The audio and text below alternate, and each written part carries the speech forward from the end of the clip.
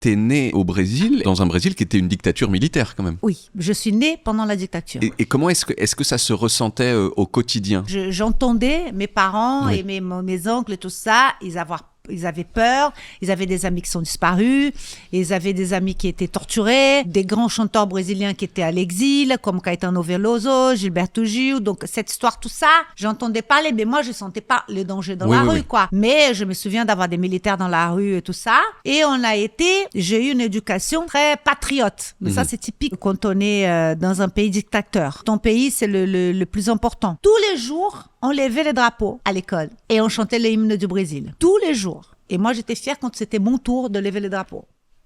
L'histoire du Brésil que j'ai appris, c'était pas la bonne histoire. Tout a été interdit. Il n'y a pas les libres paroles, la liberté de la presse. Il y en a pas. Oui. On vit dans un mensonge, quoi. Oui, Je parle de bien, c'est le côté on est patriote, chose que je pense que les Français ne sont pas. Et je crois que les Français sont devenus fiers de leur pays après la Coupe du Monde. Oui. Que vous avez compris ce que c'est un pays gagner quelque chose. Nous, on a toujours été fiers. Bon, de toute façon, nous avons 5 étoiles. On est loin de tout le monde. C'est un petit tacle. Là.